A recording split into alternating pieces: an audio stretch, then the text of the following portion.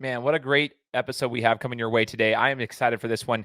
I got a good friend of mine, Kyle Kamp, joining the show. He's a dietitian, and he's going to be talking to us about nutrition and the importance of that, not only just for your regular health, but specifically we'll talk about athletics. We dive into the world of pre-workout nutrition, intra-workout nutrition, post-workout nutrition, and how that applies. I'll talk about my own personal experiences with my half marathon and how I ended up in the hospital, how I could have avoided that. And we'll learn about his story and how he got into nutrition and what caused that, because he had his own health and fitness journey himself. It's really cool to hear his insight, because he breaks things down in layman's terms where we can all understand it and understand the importance of it. But here's another thing. When people hear nutrition, they automatically want to just turn it off because they're like, no, it's just too hard for me.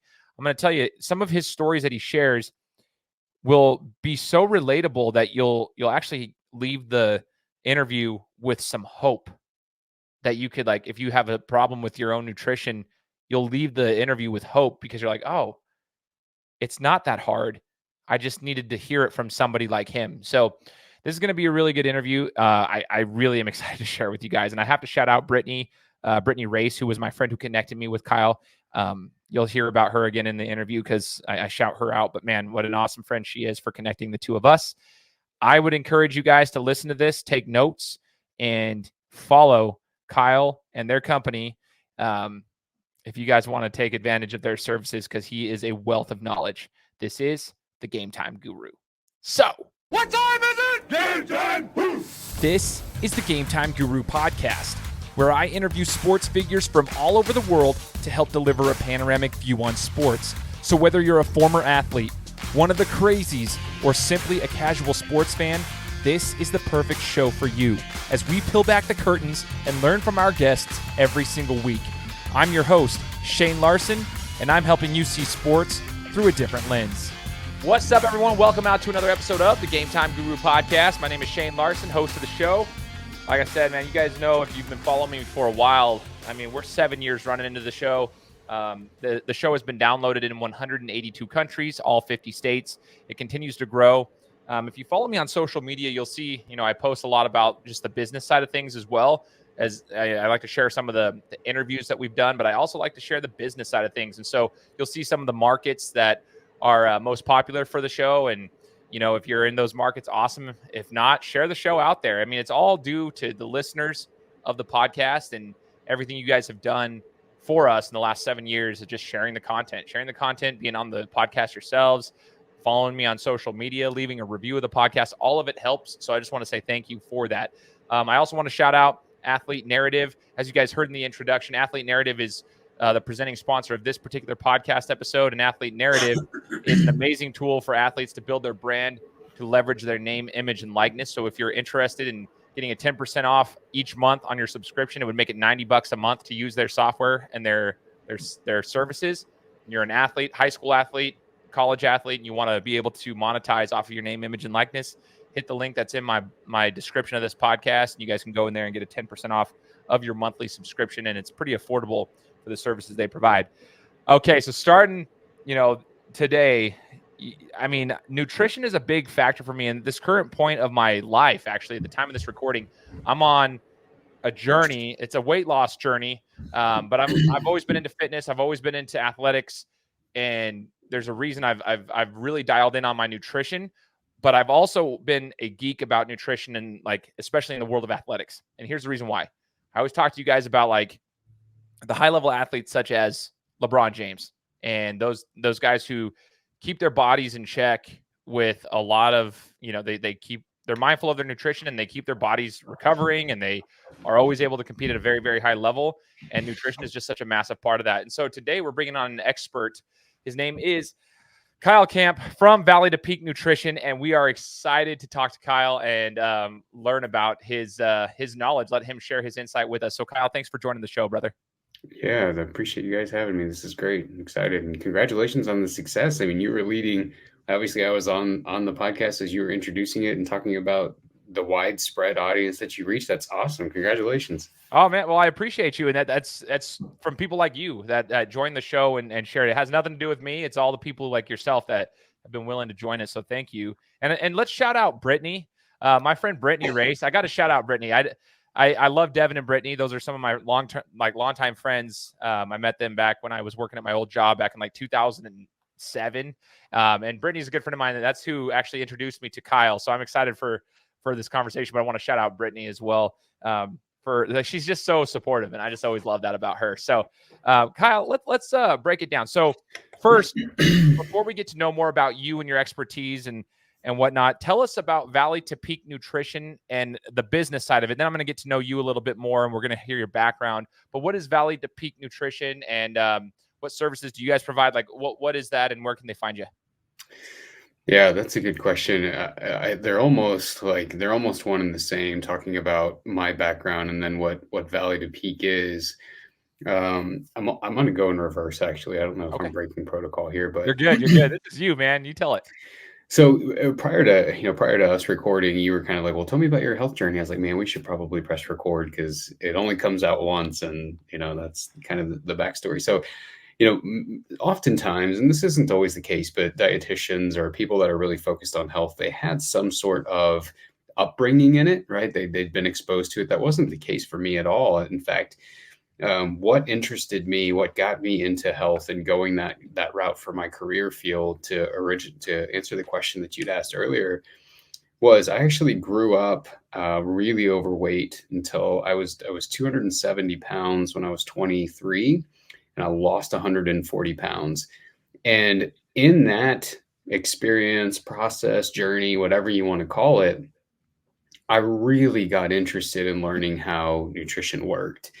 And so I went back to college. I was in my mid-20s at that point. I hadn't really had any exposure to college at that time, and knew I wanted to go back to school. So I went back at that time I was going between either graphic art, physical education to be a teacher, or nutrition being the hardest route. And I wasn't a guy who had any chemistry background, and nutrition is a chemistry heavy subject.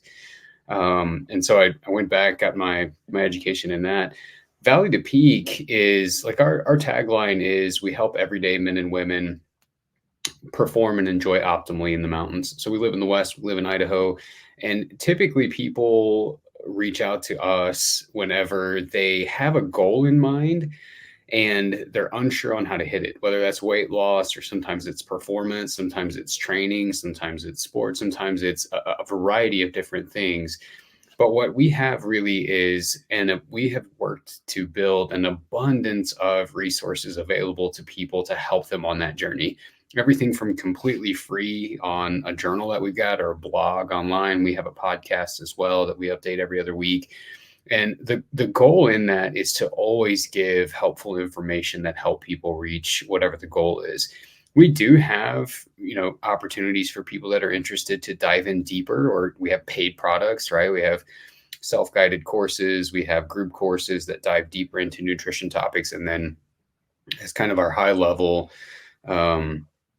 product, we have one-on-one coaching, which is where we work one-on-one with someone to help them reach whatever goal it is that they've got in mind. We do that through creating a process for them. And I think in the years that I've done this, like, the one overarching theme that I've seen is a lot of people are, really willing to do the work, really willing to invest the time. And, this will speak to kind of even what you were saying leading into this, and the journey that you've been on, is you're willing to, and it's not easy sometimes, right? You're willing to invest the work. There is some work there. But the next thing they always say is, I just don't even know where to begin. There's so much stuff out there. I have no idea what's right. I have no idea what's good information, what's bad information. And I would say, a major role of our job is helping them decipher that information and create some clarity on a topic that's been really confusing for a long time for people. Man, this is really good for me to talk to you about, because what you just said there, people are just, there's so much to, like, it's sometimes people, I heard this thing, it was called PIG, don't be a pig, but this is what they said: a professional information gatherer. That was Dre Baldwin. Shout out to Dre. He was actually on my show like 4 years ago, but he called people professional information gatherers, pigs, in this sense, because what they do is they gather all this information, then they don't do anything with it because they don't know what to do with it. Yeah. So they need people. In his industry, he was basically saying, I'm going to help you not be a pig. We're going to help you, like, gather the information and know what to do with it. That's kind of what you're doing in your industry, is just helping people that have all this information not be a professional information gatherer, rather someone who can just like decipher what they need to do. And I'll say this, in my journey, I've noticed that like with food specifically, just nutrition as a whole, it's like a psychological warfare for me specifically. It's all psychological, because I almost would look at calories like I would like, some people are afraid to look at their bills. They just like pay it and they don't want to look at their finances because it scares them. Because once they see the reality of like what their budget is that they're spending, they get nervous. Well, it's the same with calories. Like if you actually look at your diet, a normal person's diet that's not really focused and cognizant of what they're eating, it's a reality check. And that's kind of how it was for me, Kyle. So I'm curious, do you see that a lot in your industry, that like people are like, once they actually track their food, they're like, holy cow, like, because that's what happened to me just about 4 weeks ago. I had to do a reality check. I'm like, man, I've been busting my tail with my fitness and everything, but why am I gaining weight? Like, what's going on? And then I'm like, well, it's probably because I'm eating really well. And then 8 o'clock, 2 bowls of cereal, a thing of popcorn, and then maybe a couple chips, all between 8 and 9 p.m. Then I go to sleep on it. And I'm like, okay. So then I count the calories. I'm like, yeah, that's probably why I was not losing weight. So I'm just curious, do you deal a lot with that when people have to like do a little bit of a reality check with the nutrition and the reality of the numbers? I would say it's, as you were talking and you said, the hardest part for me is the psychological part. My exact verbiage that was rolling in my head, that's not just you, that's everyone. Right. And what I'll often tell people when they start, I'll say this, like, this is how I'll end our starting conversation. Everything you're going to learn is going to be very, very simple, but that does not mean it's going to be easy. And in fact, the hardest thing that's going to be the thing that you're going to have the hardest time mastering is the 5 inches between your ears. That's going to be the biggest barrier. And to the point that you're making there, the other thing that I find that a lot of people have confused is, like, you went through and you said I had a couple bowls of cereal and popcorn. You didn't say I had double cheeseburgers, fries, 6 pounds of bacon, and 24 Reese's peanut butter cups. It's pretty obvious to most people, yeah, I probably shouldn't be doing something like that. But the body operates off of calories. So you could eat excellent quality. You could make great choices. But like the phrase that we use all the time in our program is, there is nothing good, there's nothing bad when it comes to food. It's always the dose that makes the poison, right? And so I think like one of the number one tools that we have people use when they sign up is, you have got to track your food. Now, so our program's broken down into 3 phases. The third phase of our program is called maintenance phase. And many people are apprehensive to begin tracking because they're afraid they're going to have to do it forever. You're not. In maintenance phase, we get rid of our reliance on tracking. But I think the best parallel to nutrition is exactly the one that you used. It's finance. If you were running a business, right, and you were running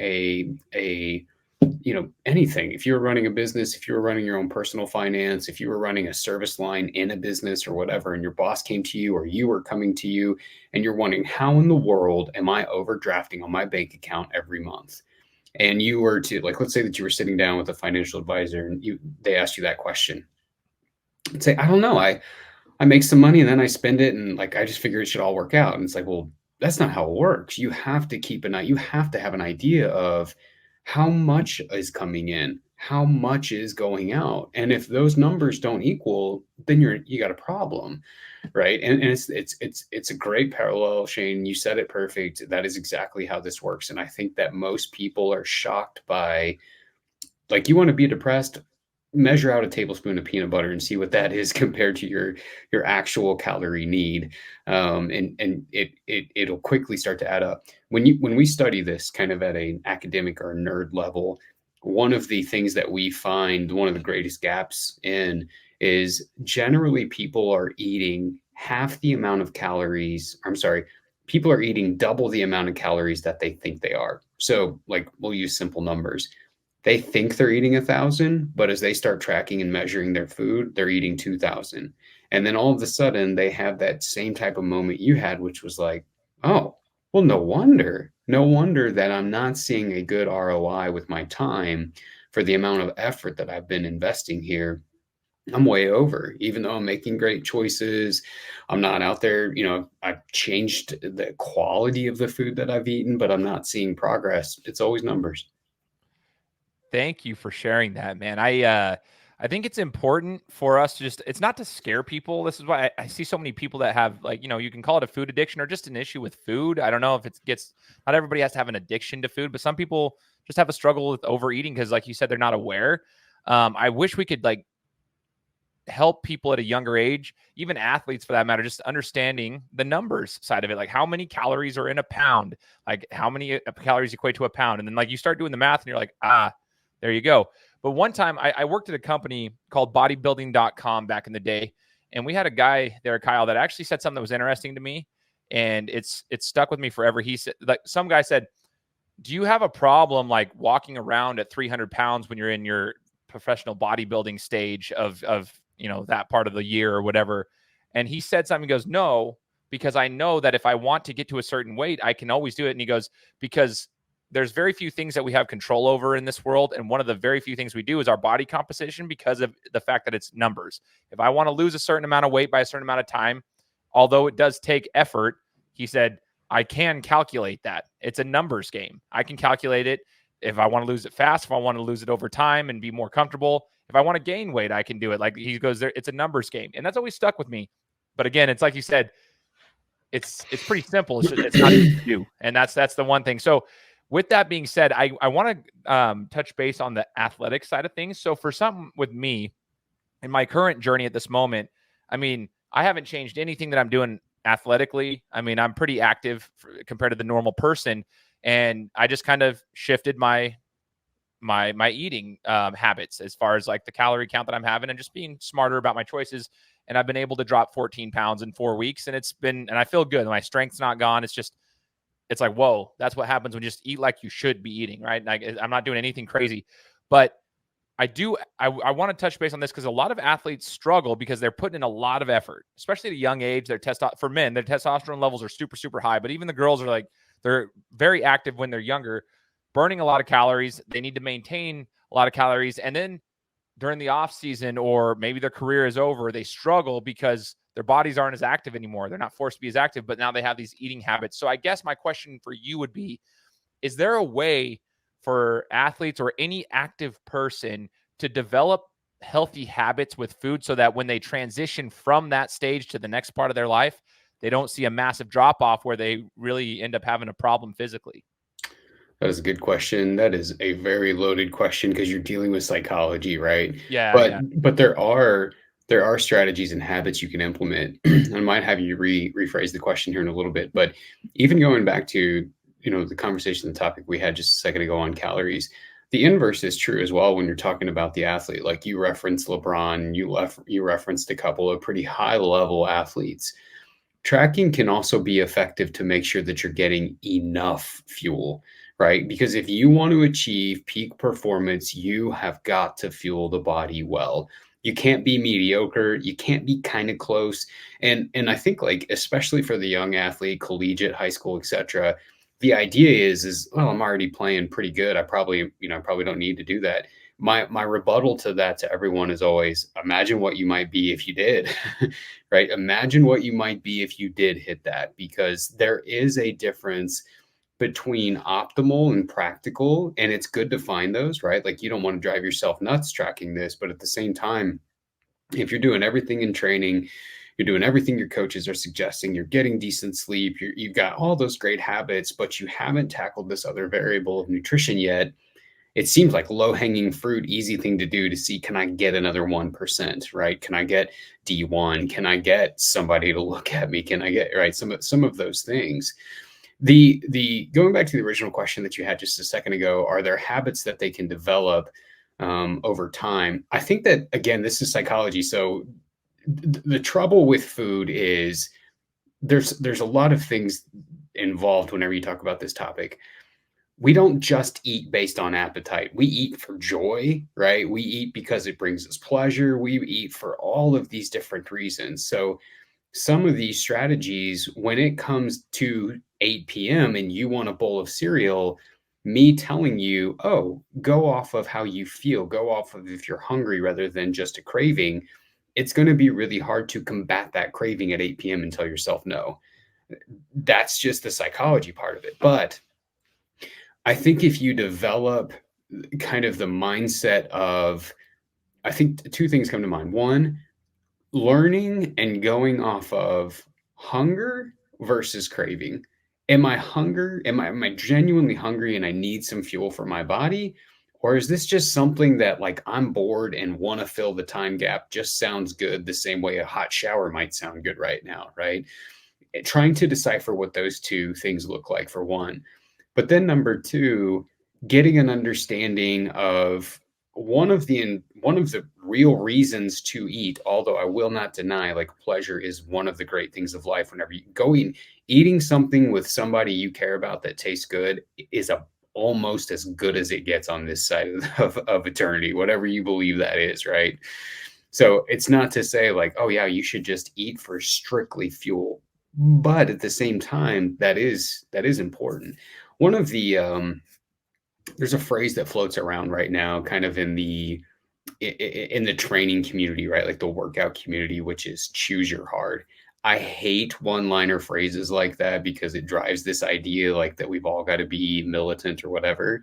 But there's some truth in that. And so is evaluating, okay, look, no matter what you do here, there's going to be a challenge. Either you deny yourself a craving because you realize it's not really doing anything for you for your health, or you find yourself at a weight that you're not comfortable at, which I had lived a long time at, and you realize I can't do things in life that I actually like, right? Both of those are hard. Both of those are going to involve really tough decisions. And you kind of do have to evaluate which one of those are more important to you. But that is not to take away from the reality, and you framed it well. Folks who find themselves in that position have a hard decision to make. It is hard to sit there and deny yourself what you want after you've been used to eating a specific way for so many years. So with that being said, I mean, it's so true though. Like you have to make a decision if at some point. I had my own story of when I made my decision. I mean, like 4 years ago, for example, I mean, I lost 40 pounds, but there was a decision I had to make. It was like, man, I have young kids. I was an athlete, so I always battled that whole depression of like, man, I just used to be this. I was like Uncle Rico. I was like, man, I used to be this athlete. I used to be super fit. What happened to me? But then it was like, dude, I literally can't run a half a mile without being out of breath. So I was like, man, I got to do something. I got to do something. If I want to play ball with my kids, I got to figure. And so it was just one of those moments where it's like an aha moment where it's like, hey, it's time to get to work. And for me, that works. I guess I would ask you this question, Kyle, because we never really broke it down yet, but you did mention a couple of times about your journey and when you had lost weight and I think you said 100 plus pounds, 140 pounds, if I'm not mistaken. What was the moment for you? And how did that click for you to then say, okay, now it's time to take action? I remember it like it was yesterday. It was, oh man, was it 15, 16 years ago, I guess? But I was in my early 20s. I think I was 20 at the time, laying in bed Christmas morning and started having these chest pains. And I had just gotten blood work prior to that. And like I didn't know anything about health at that point, hadn't been to college for anything health related. And they were throwing around terms like high blood pressure, high cholesterol. And honestly, it was so prevalent in our family and in the region that I lived in at the time that it was just like, yeah, sounds like something everybody gets. Guess it's mine now. It didn't really dawn on me that this could have a pretty big impact. But when I started having chest pains that young, I knew I wasn't in great health. I wasn't like I was naive to that, but that was really the initial aha moment of I've got to do something about this. And Shane, I did not dive off the deep end. Like when I did it, it was the 26th of December, right around the January 1st. And I would just start making changes that seemed obvious to me. I'd still go to Wendy's, for example, but rather than getting a double cheeseburger with fries and a Frosty and a soda, I'd get a grilled chicken, take one of the buns off, get a plain baked potato, not put butter or sour cream or anything on it, and get a water instead of the soda and the Frosty. Go to Domino's. Rather than eating the entire Domino's, I might eat 2 slices off of it. Rather than eating, different types of candy bars for snacks. I'd eat an apple. I was just making like, this seems like a conceivable change. And I was consistent. I did that for the first time in my life over and over and over again. And when I got the craving for something, I was like, you know what? I want to see what happens if I just stick to this. And the weight started progressively coming off until it, eventually lost 140 pounds. I'll say this though, because you're talking about former athletes who are now not athletes. And so it sort of conjures this image of time, right? Time goes by and you change and what your goals are change. That like what you're describing is someone's why, right? Like that's what's your why? What's the reason that you're chasing this thing?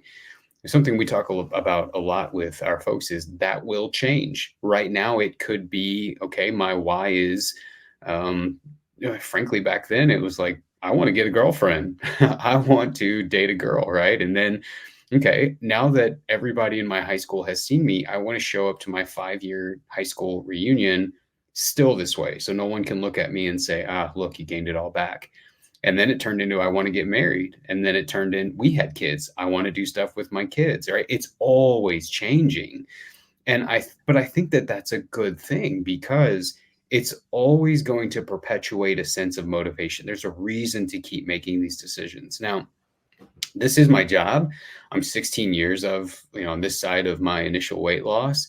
And I will say this though, in complete honesty, it's never something you don't have to pay attention to. It gets easier. It's not as much work. I don't use a tracker anymore, nothing like I did when I'd initially lost weight, but I still have to regularly make the right choice. That's gotten easier over time, but it's still something like I've got to be aware of. I can't just completely neglect the decisions that I've made over the years and then expect I'm like just going to keep the weight off. You still have to be intentional. That whole point of that is so awesome. And I think if I could share something with anybody is that it's not, I think a lot of people, it's like any addiction for that matter. Like I talked to a lot of people who've battled substance abuse, and I've even had former athletes that went through substance abuse here on my show, like whether they were drug addictions, alcohol addictions. It's a similar thing for them. They've mentioned it like, yeah, they're sober for X amount of years or X amount of time, but their temptations are still there. It's something they have to be cognizant of. They have to actually make a legitimate effort. It's not easy for them. They still have to make an effort. And I think what you just said, I'm not trying to compare the two, but there are some parallels there as far as like a food addiction. If someone has a food addiction or just someone who's trying to be more cognizant, you still have to make an effort. Even when you've hit your goal and you're consistently working, you still have to make an effort. Otherwise, it can have an adverse effect where it just reverses and it's not just going to keep its weight off. You have to be healthy. Healthy is a choice. Healthy living is a choice. And I love that you just said that because it's a reality that we have to face if we're trying to be healthier. But if you build those consistent habits, I love that you mentioned consistency during your weight loss as well. That was something that stood out to me. Because it's not like I'm sure that 140 didn't just come off in a month. It's like, no, you have to consistently do the little things. And I love the fact that you were open and honest about, you weren't like immediately on this. Okay, so I've got, 4 ounces of chicken and this and this and this and this, and I got a protein shake here. No, you just made smarter choices with your portion sizes and so forth at the places you were used to eating. And it still built those habits and you just consistently kept building off that. The other thing I loved was that you mentioned your why. I encourage people who are listening to this right now to remember your why, and that will change over time because like you said, it changes for me. Like, especially lately, one of my motivating factors is like, well, I coach basketball and these high school kids, I want to still show them that I can compete with them, but I can't move out there if I'm not in the right condition, man. I got to take care of my body a little bit better, And so that's a big motivating factor. And then my kids are another motivating factor. My wife is another motivating factor. Yeah, I'm already married, but I don't think people should just fall off because they're married. You should want to continue to take care of yourself, right? I don't want to fall off with that and whatnot. I think it's disrespectful to my spouse if I were to just fall off. So, well, I think it's being an asset to your family, right? Like if you're not taking care of yourself, someone's got to pick that up. Right. And I don't want to be that. Like, whether it's now or when I'm 75, I don't want people to have to be worried about me. I want to be able to take care of them, and it sounds, I'm almost apprehensive to say because it sounds real heroic, but I don't mean for it to. It's not. I think, like, to your point, you're right. Like, I don't want to look at my wife and be like, "Well, you got me now. I'm gonna let myself go." I mean, you want to take care of yourself for them too. You're right. No, that is being an asset to your family. I will coin that term and I will put it in a snippet here on social media. Just watch, because I think that was awesome. Great job. That's if you guys who are listening to this take anything away, rewind that, take notes on your phone if that's how you're listening to it, or if you're watching it on YouTube, whatever you're doing. I'd say take note of what Kyle just said right there. Be an asset to your family. Think of it that way. If there's any way you want to think about it, that's a phenomenal way to think. Great job, man. That's fantastic. So here's a question I have then, Kyle. I wish I would have talked to you prior to my half marathon in September. So here's a funny story. Okay. I'd been running for about 4 months straight, prepping for my half marathon. I'm not a small guy. Like, I'm 6'2", I'm 240. I was hovering around the same weight when I was running. So, like, it's a lot of, I mean, I'm not like built like a runner. I'm built like a linebacker, not like a runner who's 160 pounds. Right. So, but I still love running. I love running. I love competing in long distance running. It's fun for me. But my issue is I sweat a ton. And in a 2-hour run, which is what I run a half marathon in. Again, I'm not the fastest guy, but I'm also not the slowest. It's I'll burn anywhere between 2,000 to 2,500 calories just from the run itself, and then I can lose anywhere between 8 to 12 pounds of water. I do that consistently, just based on how much my body goes through. And that day in September 16th, I was running and definitely didn't have I didn't bring my electrolytes with me and my water. I thought, oh, they have enough stations along the way that it'll be fine. It'll just be extra weight on my body if I bring my belt, which I shouldn't have done that. I had a system of drinking water every mile, electrolytes every 2 miles, and just like keeping myself going the whole time.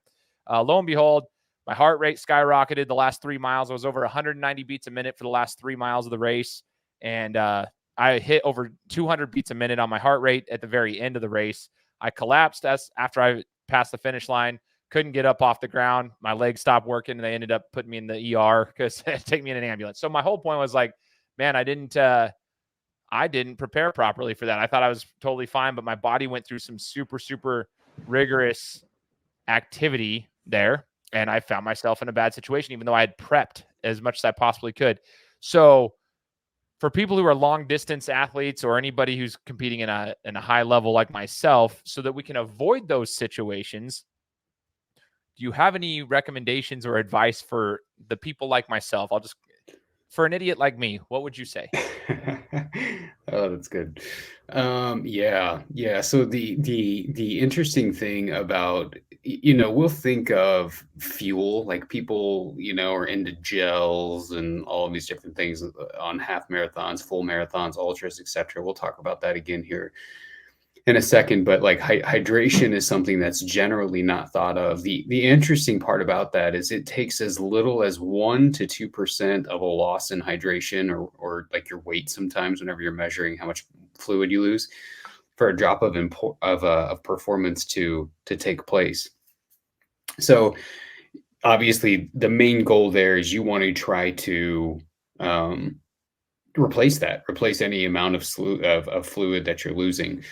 One of the things that you've got to pay attention to, though, because like generally a person like me, a dietitian, they'll say, well, you need to drink X number of milliliters, X number of liters over a certain period of time.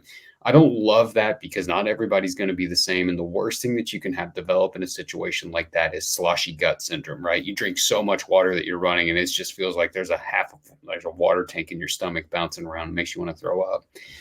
I think it's important to A, sip regularly. B, make sure that whatever you're drinking has sodium in it, right? And most electrolyte powders will. So we often think of, like, when an athlete gets a cramp, they'll say like potassium, eat more bananas, eat more. Sodium is the number one electrolyte lost in sweat. That's the thing that you've got to replace. So you want to be sure that you're taking in some sodium. That electrolyte drink should have about 300 milligrams per serving in it, right? So you can just read the package and see if that's true or not. Those are two things you want to focus on. I would say the third one, maybe the most overlooked, would be you want to be taking in carbohydrate at regular intervals, doing something like that. The greater the intensity of the activity, the higher the number of carbs, to as many as 60 grams or roughly 200 calories worth of carbs every hour. That's doing two things. One, We have limited supply of carbohydrate or fuel in our muscles. So as you're going, you're burning those. If you don't take some in, they're gone. That's it. See you later. But the second value of that is when you have carbohydrates coming in at a regular interval, water attaches to those. You retain more water. You become less dehydrated. You have less issues like you had on September 16th. So it is really this threefold process of fluid, sodium, carbohydrate at regular intervals anytime you plan on any training or a race to go over 60 minutes. Now, if it's only going to be 63 minutes, not a big deal. But I think once you're starting to look at a range between 60 and 90, you need to be considering what we call intra workout, or we call it intra workout fueling, which is, are you going to take some fuel in during the workout? Right. And those are really three things to pay attention to: carbohydrate, sodium, and fluid. That is super helpful. I appreciate that. So again, I'll take note of it because it's specifically for me, but I know there's other people out there too. That was probably, and it wasn't cheap. I'll tell you what, an ambulance ride and an ER visit and you had to pay to do the race anyway. I was like, this ended up being a very expensive. I have the medal. Where's the medal at? Oh yeah, this little plastic medal. I was like, that was a very expensive plastic medal for me right there. So I was like, dude, I can't do that again. But another reason I even brought it up, Kyle, is because we mentioned our kids and being an asset for the family. Well, my son, who's 7 years old, I mean, he saw me in the ambulance and he was terrified. Like, I knew I was going to probably be okay because I was like, dude, they just got to get me rehydrated because I can't move. But he didn't understand that, so he was pretty terrified. And so I was like, you know what? I don't want him to be scared when I do things like that, but I still want to be able to push myself, but I got to not be an idiot. But those things can happen. What it did show me is how the body works. And that's what's cool about talking to someone like yourself is like, when we're younger, we don't think that would ever happen to us. Like, oh, we'll never push ourselves to that exhaustion. I'm like, no, like the body has limits too.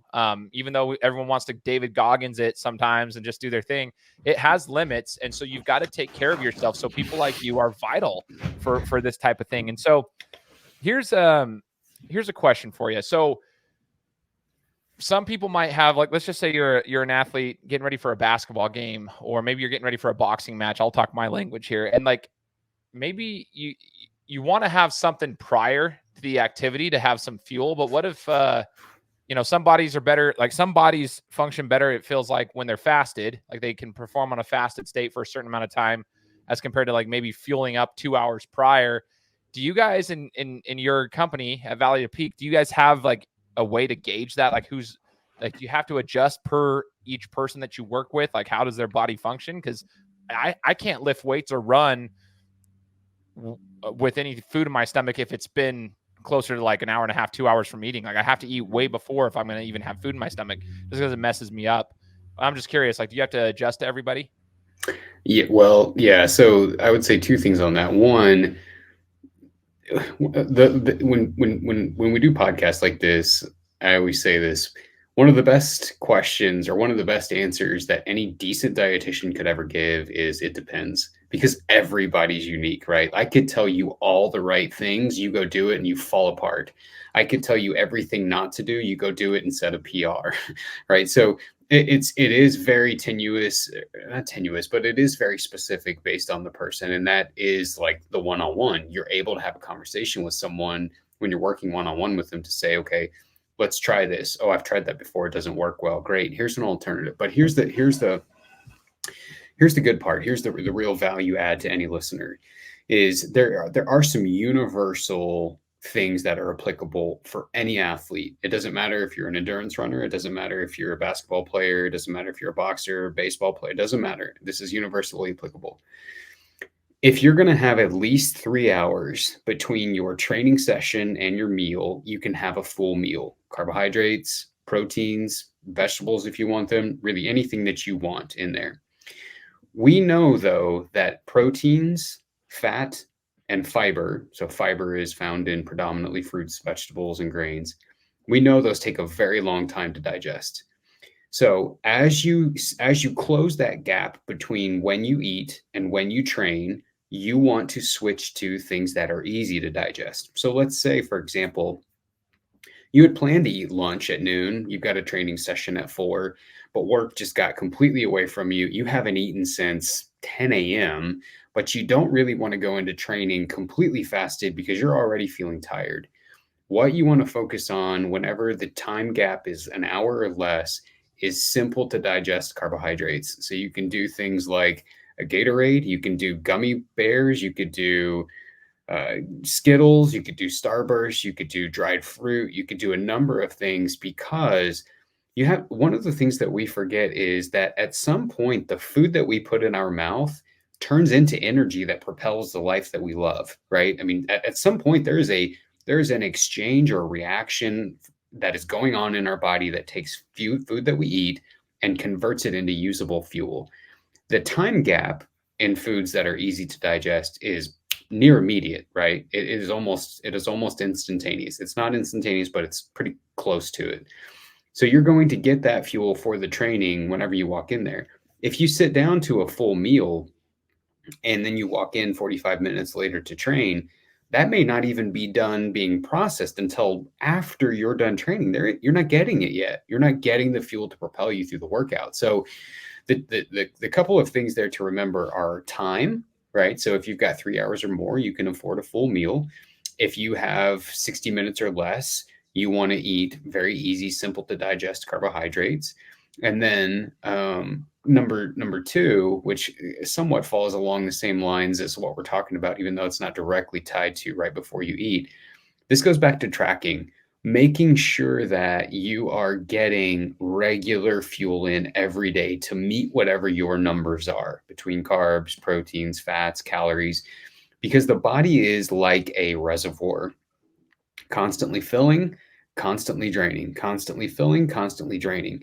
If you are supplying what you need at the end of the day to match those numbers, your body is going to take over when it comes time. So let's go back to your what should I eat beforehand?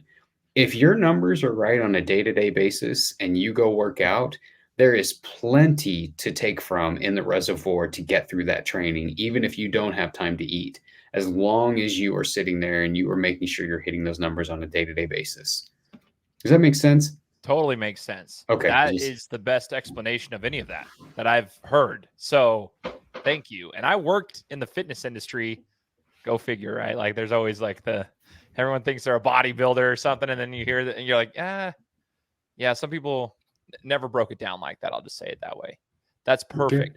Good. I'm glad. I mean, nutrition can be a really difficult topic to understand, but it's not that hard. It's really not. I mean, it can be challenging to take the information that's out there and translate it into something that someone understands. Like, go back to this. I hope this doesn't sound narcissistic, but you go back to whenever I went to college and I said, look, I didn't have a strong chemistry background, but nutrition's a very chemistry heavy subject.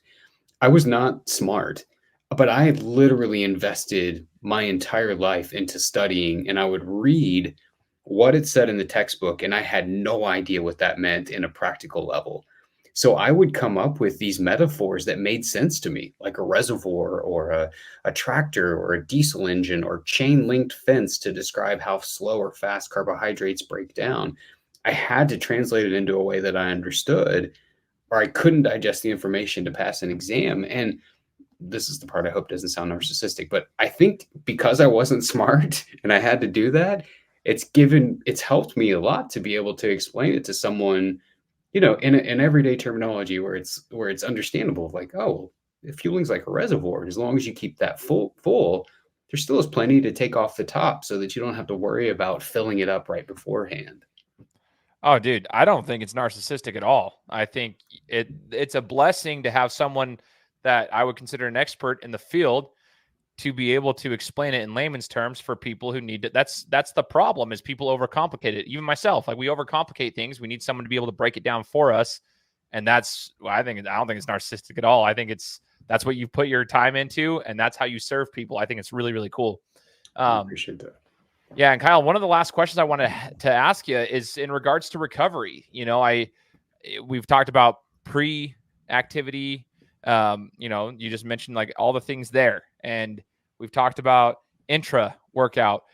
As far as recovery is concerned, I think this is where a lot of people also have a problem, because they might eat. Let's just say they have enough built up for like in the reservoir, so they have enough to take from, even if they didn't eat prior to an activity or whatever, because they've been doing the right things.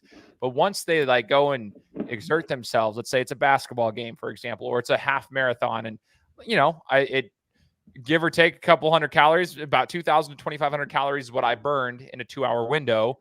And probably, if we're being realistic, probably only replenished with maybe 50 like grams of carbohydrates in that 2-hour window, plus not enough water or anything. So yeah, I was totally not doing what I was supposed to be doing there. But like, how do we know not to like, because you'll see like the post-game meals.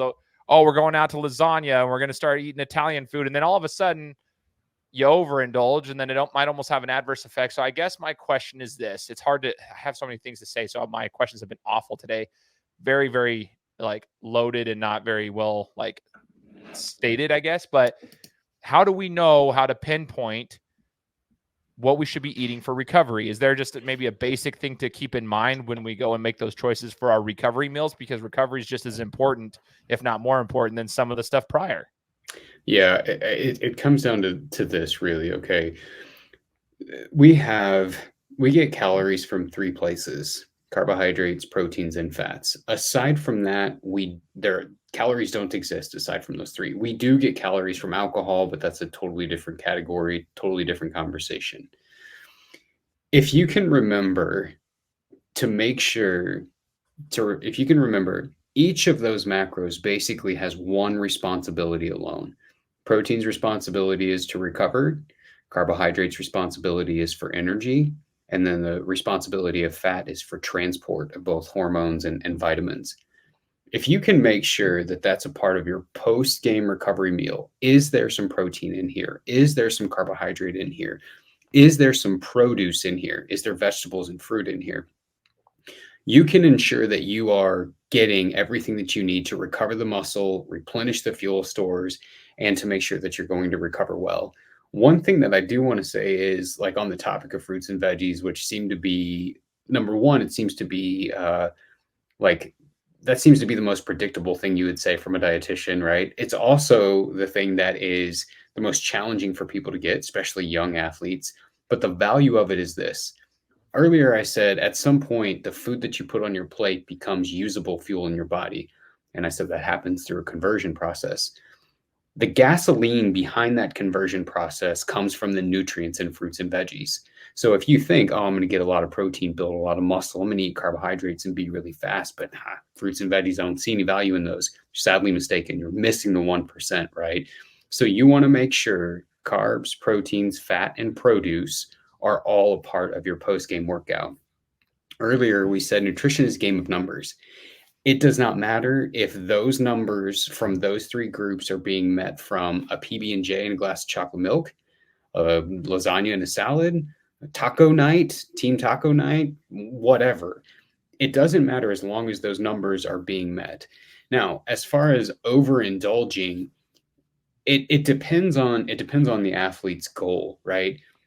A single time of overindulgent, like let's say it was a travel day and you haven't eaten all day. You went, you had a game, and now all of a sudden it's team activity and you're stuffing yourself to the gills. You may still be in a deficit and not recovering as well because you're low from the whole day. So we can't look at overindulgence or underindulgence as a singular event. The ramifications that are often associated with those are a collection of times of overindulging. It's a whole life of overindulgence that leads to a weight that we don't want to be, that affects our athletic performance. Or it's a whole life of not getting enough fuel that leads to underperformance that ultimately makes us not quite as good as maybe we could be for our genetic potential.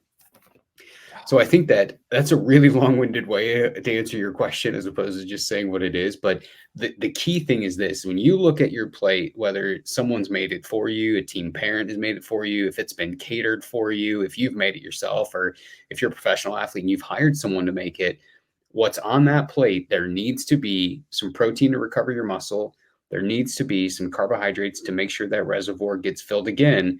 I'm going to come back to that in a minute. Fat's the easiest macro to get, so probably don't need to worry about that. It's already going to be there, I would imagine. And then make sure that there's some sort of a vegetable on there for the nutrients. going back to the carbohydrates, even the protein, even this whole topic of post-workout nutrition, we often think of our food relating to what we're doing that day, right? I've got a game today. Today, I'm going to eat good. But you've got to remember that nutrition is dynamic. It is recovering you from yesterday, fueling you for today, and preparing you for tomorrow. So great, you had a game today. Guess what? Tomorrow's practice. You're going to eat like crap now that the game's over because tomorrow's going to suck at practice. How you practice is how you play. You want to be great in the game? Be great at practice.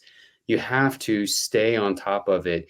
And it makes sense where a guy like me would, oh, it's so predictable. You would be so adamant and passionate about this because I've seen the effects for people. And again, like my job is for someone who is not, it's not just to make it, right? Like we work with outdoor athletes a lot, and we work with people who aren't athletes at all. I mean, the business has, the program has grown so much that we work with such a variety of people. But at the end of the day, my job is this. I don't want you to just get by. I want you to feel what it feels like to really do well, whether that's keeping up with your grandkids or doing something in the outdoors in the mountains in the West, like where we live, or whether that's on the court or in the ring or whatever it is that you want to call it. There's a difference between, yeah, I got through it, it was okay, and man, it was amazing. I had the greatest time ever. And that difference can sometimes be nutrition. Man, you have a gift. I'm just going to tell you that right now. You have a gift of being able to explain this stuff. Like I said, I mean, that's awesome.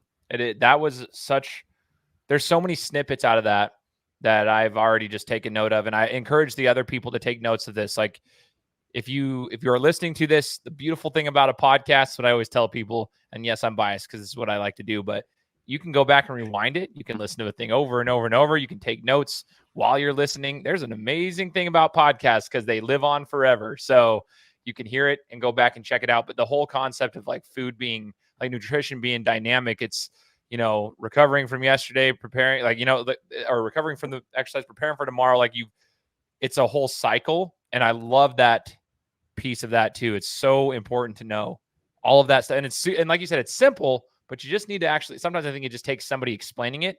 And then it's like, yeah, man, that's how it works. So I know a lot of athletes and a lot of parents as well are going to take value, or they're going to see the value in this. I already know it because I'm going to be sharing it with the athletes that I coach as well for basketball and everything. But one last question, Kyle, if you can remind us all where we can find more information about what you guys provide, and if there is anybody that would like to take advantage of your services and maybe reach out to you guys, what's the connection points, the Instagram pages, websites and whatnot? You mentioned it earlier in the show, but I want you to be able to reiterate that here at the end.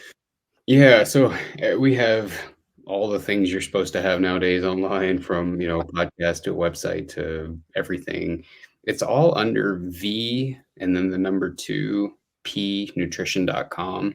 So it's V2P Nutrition. That's the Instagram, that's the Facebook, that's the podcast, that's everything.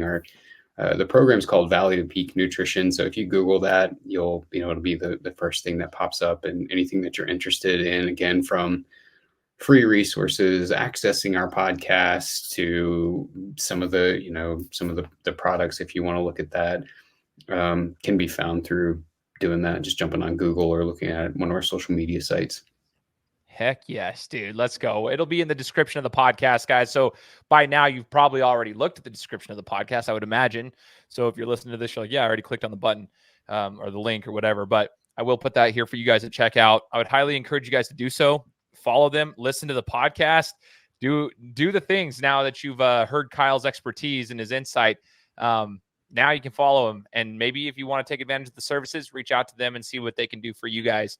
Kyle, I just want to say thanks, man. I appreciate you joining me. I know everyone's schedules are busy, and you took the time to find time to be able to share your expertise with us, and I just appreciate that, man. Thank you so much. Oh, thank you. It's been fun. I love doing these. I mean, we have a podcast, and you were right. Like you said earlier, you said, well, I'm kind of biased. This is what I love to do. I couldn't agree more. Like conversations with people, meeting people, and being able to press record and go back and listen to them just is invaluable. So thank you. Thank you for having me. Thank you for taking your time. I know you're busy too, and you're juggling kids, life, family, hobbies, and sports teams like everybody else. So I appreciate it. I know the work that goes into these. And so thank you for choosing me to be a guest. Absolutely, absolutely, man. It's an honor, and I hope that we can stay connected. And I'll say, hey, one more time, shout out Brittany for connecting the two of us, because hopefully it'll be a friendship moving forward. And for all those who are listening, I appreciate you guys tuning in. Like I said before, it takes a village, and I appreciate all the support over the last 7 years. And we're going to continue rolling this thing through. And so, thank you guys for listening. If you're new to the show, just hit the subscribe button on whichever platform that you're listening on, because we'll be coming to you next week with another interview. Sorry. Take care. Guys, thanks so much for listening to another episode of my show. Now, if you could go and do me a favor, head over to iTunes, give me 5 stars, and leave me a review, it would be greatly appreciated. Thanks, guys. Appreciate your support.